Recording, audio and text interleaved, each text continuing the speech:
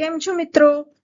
આજે આપણે GSET history 2004 નું જુલાઈ 2004 નું પેપર સોલ્વ કરીશું. એમાં પણ કુલ 1 થી 50 ક્વેશ્ચન્સ હતા.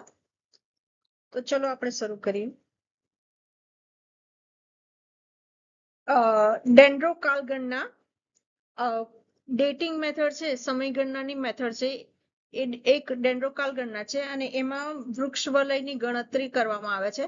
વૃક્ષના ફરતે વલયો એટલે કે એના જે સ્કીન છે વૃક્ષની અને એના ફરતે જે વલયોની થિકનેસ છે એના આધારે કેટલા વલયો થયા છે એને આધારે કાળગણના કરવામાં આવે છે. તો ડેન્ડ્રો કાળગણના એ વૃક્ષ વલયની કાળગણના છે. ધ આર્કિટેક્ટ હોમ ઓફ વેદાસ આ પુસ્તક કોને લખ્યું છે? તો લોકમાન્ય તિલકે. આ ઉપરાંત એક દયાનંદ સરસ્વતી પણ ઓપ્શનમાં હતું, તો એમને સત્યપ્રકાશ નામનું પુસ્તક લખ્યું છે. ધ આર્કિટેક્ટ હોમ ઓફ વેદાસ એ લોકમાન્ય તિલકે. ભારતમાં પ્રાગ ઐતિહાસિક શૈલ ચિત્રોનો સૌથી મોટો જથ્થો ક્યાંથી મળ્યો છે? તો ભીમબેટકાના જે ગુફા ચિત્ર છે એમાં પ્રાગ ઐતિહાસિક શૈલ ચિત્રો મળ્યા છે. હડપ્પા સંસ્કૃતિ એ તામ્રસનો યુગ સાથે સંકળાયેલ છે. પછીનો ક્વેશ્ચન છે, પાંચમો વેદ તરીકે કોને ગણવામાં આવે છે? તો ઇતિહાસ પુરાણને. એટલે ઋગ્વેદ, યજુર્વેદ, સામવેદ, અથર્વવેદ અને પાંચમા વેદ તરીકે ઇતિહાસ પુરાણની ગણના કરવામાં આવે છે. આ ક્વેશ્ચન આ છેલ્લા 4 પેપર સોલ્વ કર્યા એમાં બીજી વખત રિપીટ થયો છે. પ્રથમ બૌદ્ધ સંગતિ રાજગૃહમાં મળી હતી. બીજી બૌદ્ધ સંગતિ પાટલીપુત્રમાં, ચોથી શ્રીનગરમાં મળી હતી. ગિરનારમાં આવેલું સુદર્શન તળાવ મૂળ કોને બંધાવેલું છે? તો ચંદ્રગુપ્ત મૌર્યએ ગિરનારમાં આવેલું સુદર્શન તળાવ બંધાવેલું છે.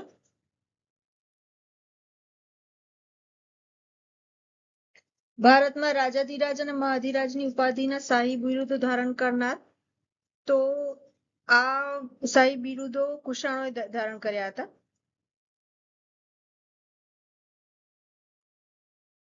હેલિયોડોટ્સ નામના રાજદૂત કોના દરબારમાં હતા? તો ભાગભદ્રના દરબારમાં હેલિયોડોટ્સ નામના રાજદૂત હતા.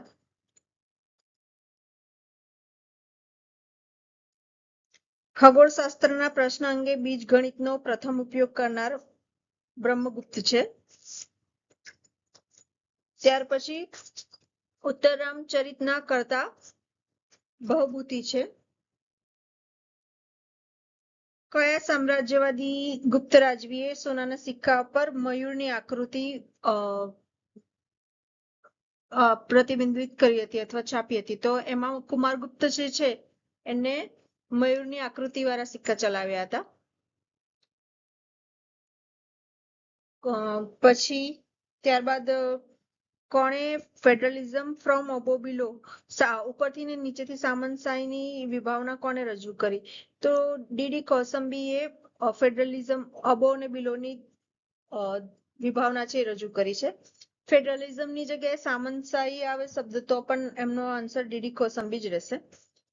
હર્ષવર્ધન અને પુલકેશી ટુ વચ્ચેનું જે યુદ્ધ છે, નિર્ણાયક યુદ્ધ, એનો ઉલ્લેખ ક્યાં છે? તો એહોલ અભિલેખમાં હર્ષવર્ધન અને પુલકેશી ટુ છે એનો વચ્ચેના યુદ્ધનો ઉલ્લેખ છે. આ યુદ્ધ જે છે એ બેટલ ઓફ નર્મદા તરીકે પણ ઇતિહાસમાં જાણીતું છે અને એમાં પુલકેશી ટુ વિજયી રહ્યા હતા. આ ઉપરાંત એને આ યુદ્ધ પછી દક્ષિણ પથના સ્વામી તરીકેની ઉપાધિ ધારણ કરી હતી. પુલકેશી ટુ વિજયી રહ્યા અને એને બેટલ ઓફ નર્મદાના યુદ્ધ તરીકે પણ ઓળખવામાં આવે છે.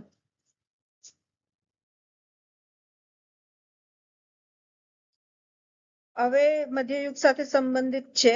આ ક્વેશ્ચનને થોડું 2-3 વખત રિવિઝન કરીને આપણે યાદ રાખીશું તો યાદ રહેશે, કારણ કે નામ થોડા અલગ ટાઈપના છે. મિજાઉદ્દીન તો તબાકતે નાસિર, અમીર ખુસરો, દેવળ દેવી, પછી ખિજર ખાન એને જિયાઉદ્દીન બર્નીનું છે. પછી તબાકતે હિન્દ અલ બર્નીનું તબાકતે હિન્દ છે. રાજતરંગીણીમાં કોના ઇતિહાસ સાથે સંબંધિત છે? તો કાશ્મીરના ઇતિહાસ સાથે સંબંધિત છે, જેમાં કાશ્મીરની સૌપ્રથમ ઐતિહાસિક ઘટનાઓનો ઉલ્લેખ છે.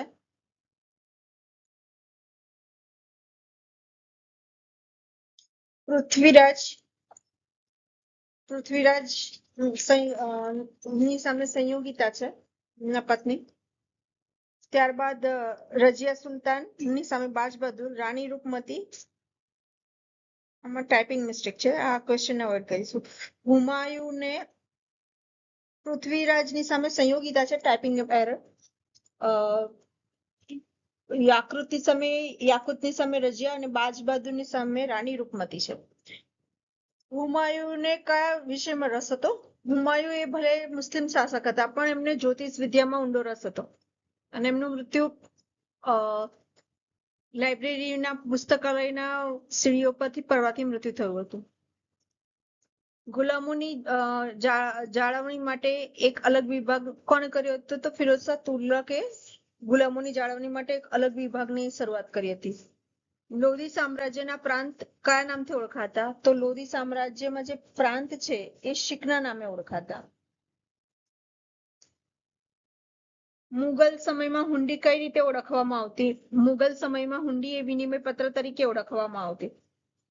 એ મુખ્ય વસ્તુ કઈ હતી જેના ઉપર યુરોપીય વેપારીઓએ પ્રારંભમાં ભારતમાં આવ્યાનું કારણ?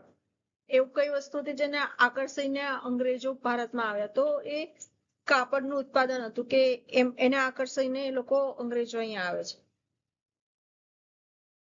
કબીરપંથી ચળવળની શરૂઆત ક્યાં થઈ? એ ઉત્તર ભારતમાં થઈ. ભારતીયો એમ માનતા હતા, અહીંયા કથન છે જે ઓળખવાનું છે કે ભારતીયો એમ માનતા હતા કે એમના સિવાય કોઈ બીજો દેશ જ નથી, કોઈ ધર્મ નથી, એ પ્રકારનું કોઈ વિજ્ઞાન નથી એમ. આવું અલબુર્નીનું કથન છે. સોરી, આમાં ટાઈપિંગ મિસ્ટેક છે. ભારતીયો માનતા હતા કે એના સિવાય કોઈ દેશ નથી, તો એ અલબર્ની આવશે. અને ત્યારબાદના ક્વેશ્ચનમાં ગુરુ ગ્રંથ સાહેબનું સંપાદન તેગ બહાદુરે કર્યું હતું. તુજુ કે બાબરી કઈ ભાષામાં લખાયેલું છે?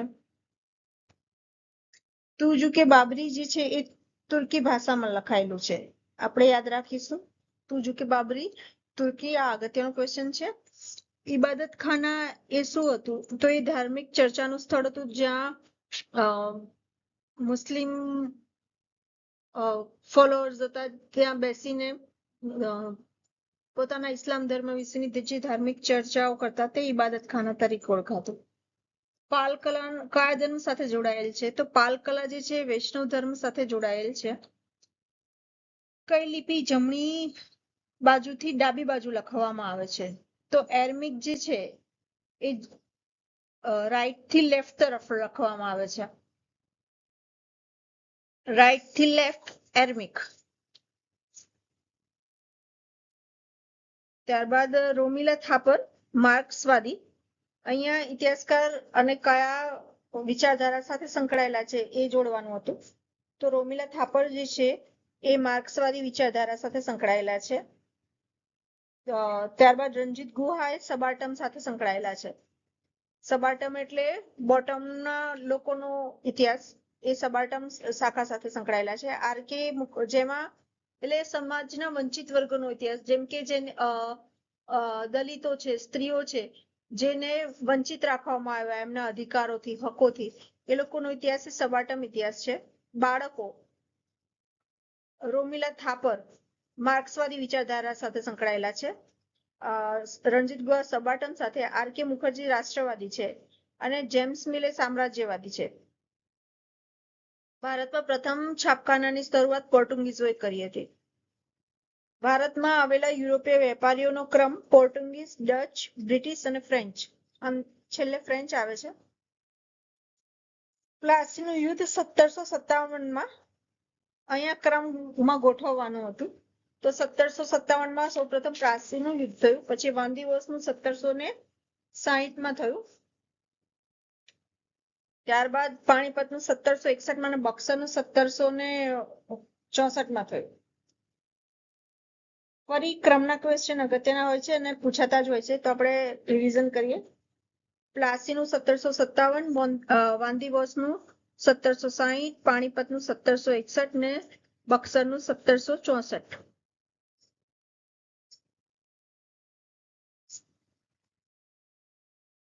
સ્ટેચ્યુટરી સિવિલ સર્વિસ કે જે ICS કરતા ઉતરતી કક્ષાની મનાય છે, તેની શરૂઆત કોને કરી? તો લીડને શરૂઆત કરી. લોર્ડ લીડન જે છે એને સ્ટેચ્યુટરી સિવિલ સર્વિસીસ કે જે ICS કરતા ઉતરતી કક્ષાની સેવા છે એની શરૂઆત કરી. 1919 ના કાયદામાં મહત્વનું લક્ષણ શું હતું? તો એમાં 1919 નો જે કાયદો હતો એમાં દ્વિમુખી શાસન પદ્ધતિ જે છે એ એનું મહત્વનું લક્ષણ હતું. પછી કનિંગ દ્વારા જે કોન્ટ્રીબ્યુશન કર્યા તેમાં રાણી વિક્ટોરિયાનું ઢંઢેરો જે છે જાહેરનામું એ કનિંગ દ્વારા કરવામાં આવ્યું. લોર્ડ લિટન જે છે એને વર્નાક્યુલર પ્રેસ એક્ટ, આ ક્વેશ્ચન પણ વારે વારે પૂછાય છે. લિટનનું કોન્ટ્રીબ્યુશન શું છે? તો વર્નાક્યુલર પ્રેસ એક્ટ એને લાવ્યા હતા. AITUC All India Trade Union Congress એની સ્થાપના કયા વર્ષમાં કરાઈ? તો 1920 AITUC ની સ્થાપના કરાઈ લાલા લજપતરાય દ્વારા all India Trade Union Congress. Mumbai અને કલકત્તા યુનિવર્સિટીમાં 1800 ક્યારે સ્થપાઈ? તો 1837 સ્થપાઈ છે મુંબઈ અને કલકત્તા યુનિવર્સિટી.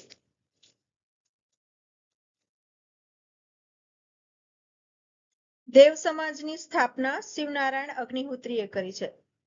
દેવ સમાજની સ્થાપના શિવનારાયણ અગ્નિહોત્રીએ કરી છે. ગદર પાર્ટીની સ્થાપના USA માં કરવામાં આવે છે. ત્યાર પછી ક્રાંતિકારી અરવિંદ ઘોષ વડોદરામાં શું હતા? તો જે ક્રાંતિકારી અરવિંદ ઘોષ છે વડોદરામાં MS યુનિવર્સિટીમાં પ્રોફેસર હતા.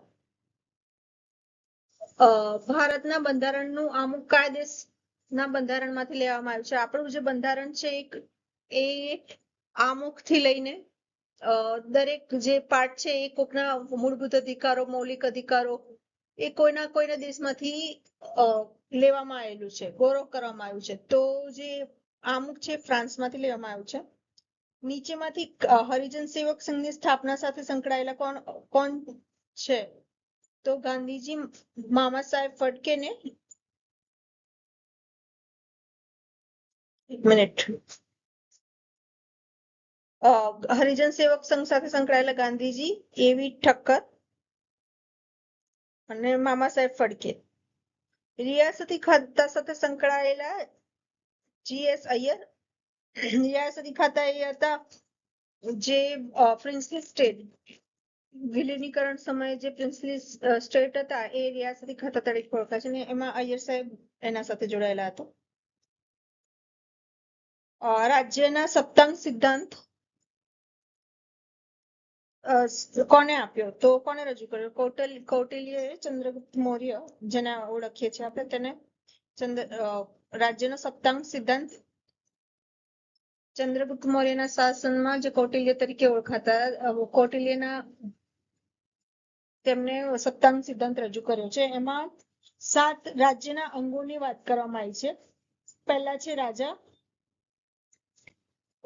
જેને સ્વામી તરીકે ઓળખાય છે. બીજા છે મંત્રી, જે આમત્ય તરીકે ઓળખાય.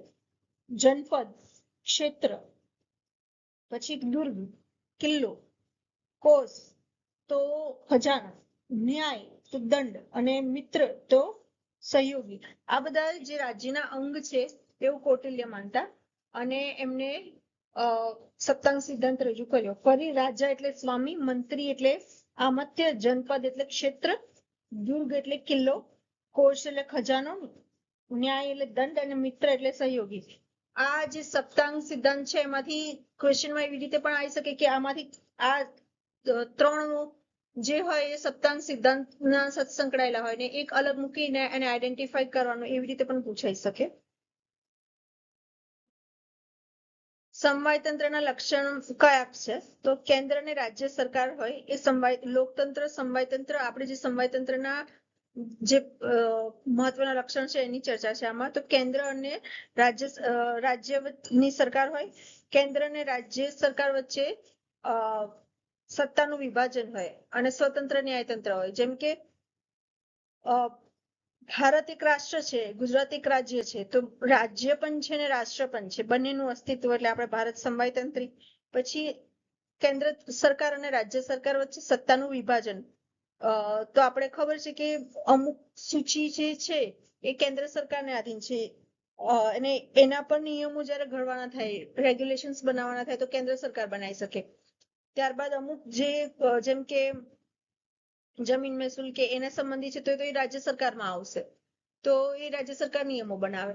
પછી અમુક સંયુક્ત યાદી છે, જેમ કે શિક્ષણ, તો એ કેન્દ્ર સરકારની યાદીમાં પણ છે અને રાજ્ય સરકારની યાદીમાં પણ છે. તો આ સમવાય તંત્રનું લક્ષણ છે, જ્યાં સત્તાનું વિભાજન કેન્દ્ર અને રાજ્ય વચ્ચે થયેલું છે.